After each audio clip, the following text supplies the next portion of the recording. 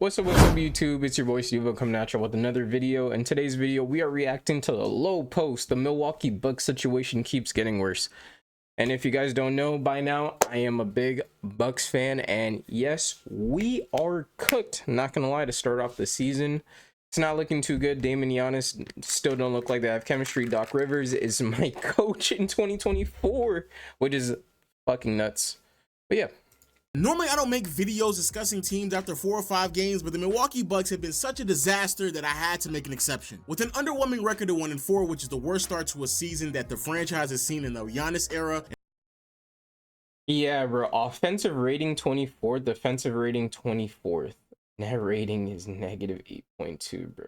An offense that is subpar and a defense that is at the bottom of the league. The Bucks are far removed from where they need to be, especially at a point in time where there are several rumors circulating around Giannis, his future with the franchise, the lack of identity and cohesiveness with this team, and more importantly, the inability of this team making any significant changes to their roster that more than likely would address a lot of their concerns. And the biggest reason why I feel like I'm not overreacting is because the same problems that I've seen early on this season is the same thing I saw last year. It's basically a rerun. And also, when you lose to like the Brooklyn Nets, Chicago Bulls, and just last night the Memphis Grizzlies, and bro, why is Dennis Schroeder so damn good all of a sudden though? Dominating fashion, crazy like that, it definitely raises some eyebrows. So what exactly is wrong with Milwaukee? Well, first, the Damon Giannis chemistry still isn't there. This is a problem that we saw last year, as Damon Giannis clearly were not on the same page, but many people were so optimistic that we would see it this year. If you guys watch the games, like that pick and roll is so gross to see, bro. Not a good way. No idea why that was not taken to full advantage. News broke before the season even began that Damon Giannis throughout the entire offseason never got together to practice with one another, to get some reps underneath their belt, to prepare themselves for the upcoming season, and it is very clear and prevalent. The Damon Giannis pick and roll that many people thought was going to put fear into the NBA is still practically non-existent, as Lillard has opted into using Brook Lopez as his pick and roll or pick and pop partner, which in all honesty makes a lot of sense because Brook is a better screen setter, bigger body, and he just understands how to be more complimentary in a lot of these sets. Where on the other hand, Giannis doesn't really put a body on the defender. Guys, look how Giannis sets screens, right? To be more complimentary. Giannis likes to set a lot of these ghost screens. You see right here, the defender, like right here on the screen. This doesn't really put. Look, Jaren Jackson is still able to like cut him off for the roll, so it kind of don't make sense. Leaving Dame to have to take a tough shot like this. Screen, he's constantly trying to slip and get to the basket, and utilizing this as an opportunity. Dog, like bro, like set a screen. He's constantly trying to slip and get to the basket.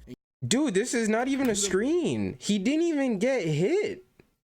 Like, what was the point in this? For him to score rather than trying to set up Dame or some of his teammates, which is all disappointing because when it does work, great offense is being produced practically every single time. So you may be wondering, well, if we're not getting the Dame and Giannis duo, what exactly are we getting? Well, this is where the Doc Rivers conundrum comes into place. More or less, you're just getting the same rudimentary, very predictable offensive schemes every single time down. It's actually pretty scary. Dame and Giannis, when they are on the floor with one another, still very awkward, and it more or less feels like they're just trying to get out of each other's way. It's just like your turn, my turn type of basketball. Of who's going to deal with the offense on a possession-to-possession basis. Rather that's with isolation or just trying to dribble drive down to the basket and hope that the defense collapses so they can kick it out to a three-point shooter. And if they're not doing that, I kid you not, it's either pick and roll with Brook Lopez or post up with Bobby Portis. And the reason why I do blame Bobby Portis post up touches, this has become a reoccurring theme throughout his coaching career. Doc heavily relies on talent instead of properly preparing his team and trying to execute to maximize everyone on the floor. And the easy identifiers of this is when Giannis is off ball, when Dame is operating the offense, and Giannis is infamously being put in the iconic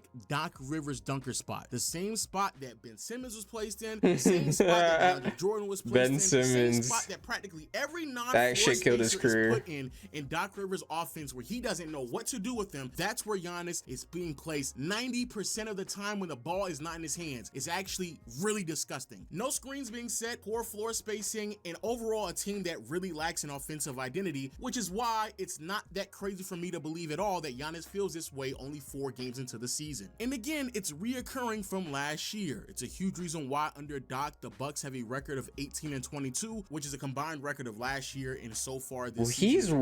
He has a worse record than Adrian Griffin. The Bucks Crazy. had an offensive rating that ranked 18th in the NBA. Now, some Bucks fans still may have a level of optimism with their offense. All it's going to take is a little bit more reps with Dame and Giannis. Doc Rivers could make an adjustment, especially when Chris Middleton is back and Prince is back on the bench. And Chris Middleton doesn't help all these problems. Bad for the remainder of the year. So far this season, the Bucks are shooting roughly 33% from behind the arc. Brook Lopez, Pat Connaughton, Bobby Portis are all struggling mightily, and so is Dame. Now, as a sidebar though, because I do have to emphasize this, because again, this is something that we talked about last year as well. The Damian Lillard conundrum is mind-blowing to me. Last season, I was a bit lenient because it's a new city, new teammate, new system. All of these things are new to Dame, and some personal things behind the scenes. He had a lot of personal issues. Really altered his psyche, his mental, and his confidence with his shot. And Doc Rivers came out and said that Dame wasn't properly training before the season began last year in fear of injury. So to be fair to Dame, I gave him a lot of leeway last season. However, so far this year, it's starting to be, again, very redundant, very repetitive, and very concerning. Dame was a player who was an all-time transcendent three-point shooter, and he is translated into one that has been below league average. Last season, he shot around 35-36% with the long ball on great volume, but so far this year, it is just evaporated. The volume is there, the accuracy isn't, and he is shooting basically 30% from behind the arc, and that's me rounding up for him. So again, I'm being optimistic that that's not who Dame is. I have a hard time believing that one of the greatest three-point shooters of all time can shoot below 30% and his three-point shot just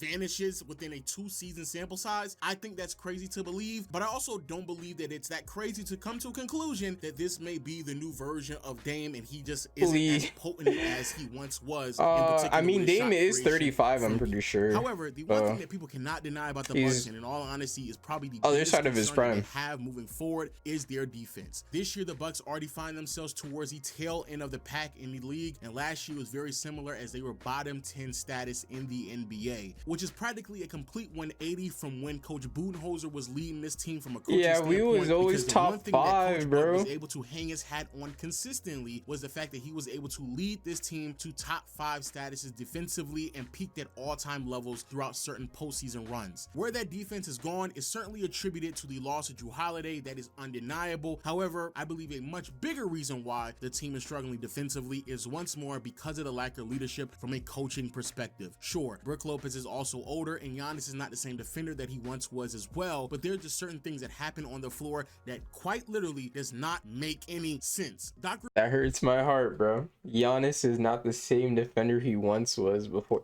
Do y'all think Giannis could really like become his DPOY self again, or you guys think like he's no longer that good of a defender like he once was, like when he was is asking players who fight over not 1 but 2 screens, players who are poor screen navigators who have no business of doing so, and the switch would actually make way more sense than asking someone to fight over multiple screens. Watching Pat Connaughton on my team, man, I ain't gonna lie to you. Giannis is a roamer, it's a tough watch. Blows up a lot of action. So what teams are starting to do now is constantly have a 3-point shooter on the floor, so Giannis can't roam around as much. A lot of this can still be fixed by just certain defensive schemes and adjustments, but Doc just doesn't do that whatsoever. And third and finally, I'm just going to say this: Damian Lillard quite literally is one of the worst defenders I have ever seen in my life. Like one of the worst that I've really harped on and focused. People love to kill players like Trae Young, John Morant, LaMelo Ball, Tyrese Halliburton. No, Dame is a walking traffic cone. Consistently gets escaped from these conversations, which is crazy because he's actually. The sad part is Dame. Sometimes he does put in the effort defensively. Is just his defensive awareness is just shot. Like there is nothing to say about it. It's just some players got it and some players don't. Like Ja could, like, I don't believe Ja is a bad defender. He has all the tools to be a great defender, but I don't know what Dame is. He's already like a 6'2" point guard. He's older now. Like, yeah, he's not going to be a good defender. Him to just fight over multiple screens. It is another when he is denying switches routinely, even though it would aid everyone if he just made the proper switch and there can be a better understanding of where certain players are going to be on the floor. However, at the end of the day, it is still a massive personnel problem. Asking Gary Trent Jr. or Taurean Prince to be primary defenders on any ball club in the NBA certainly isn't going to work out in your favor, even with Giannis's backline help. And this is something that they're going to have to address sooner than later, but in all honesty, I don't believe they have the ability to do so. The Bucks are one of the very few teams that are over the second tax apron in this new CBA, which leaves them extremely limited on what they can or cannot do to this roster. We cannot do anything. Chris Middleton constantly in and out of the lineup, and Dame and Giannis not being on the same page with one another, it is very, very clear that it's not just an adjustment that needs to be made with one or two players. There is a lot to tackle with a ball club that is trying to compete for a championship, and they are nowhere near close to that, which inevitably leads us to why Giannis would force himself out of Milwaukee. Look, I am not falling for NBA Central or Legion. I don't know why about how Giannis is forcing himself out, or some fake sources always be saying Yahoo Sports trying to get his fame off real quick because he wants to give some hot takes about how Giannis is forcing himself out within the next like 6 months. No, I'm not doing that. However, I do believe we are at the end of the rope. There's only so much that this team can do without coming to the conclusion that maybe Giannis's time with the Bucks is coming to a conclusion anyway. And in this new CBA with a 34-year-old Damian Lillard making upwards to $58 million within the next 3 years, there just isn't enough that this team can do to make themselves better. Yeah, that payroll, so they have man. to improve internally. Even though I'm a fan of Giannis, and I do believe the and we've missed on so many of our young players, may not be who he actually is, the panic button and the fact that people are willing to press it, all justified, because there's not that many options that the Bucks can really do moving forward. But hey, it hurts my soul. But yeah, I think Giannis's tenure with the Bucks is basically over. We have no picks. None of our young guys are good enough to honestly confidently have them play real starter, real rotational minutes and be able to contend. I don't know. We have not been able to develop our young guys for the last. I think Giannis is the last young player we've ever had in the Bucks to be able to like develop his game like pretty well. So yeah, we're fucked. we're fucked. Oh, sorry, I hit my mic. We're fucked. We maxed out in our payroll. No picks. Our young players are underwhelming. There's not much you could do, but yeah, I think if the Bucks don't make an ECF minimum this season, Giannis is up. I don't think he'll be traded by the trade deadline. I don't think Giannis is that type of player in the office would just give it up by the trade deadline. It would have to be really bad. Like we would have to be like probably like below like a 10 seed probably for that to like be in the picture, I guess.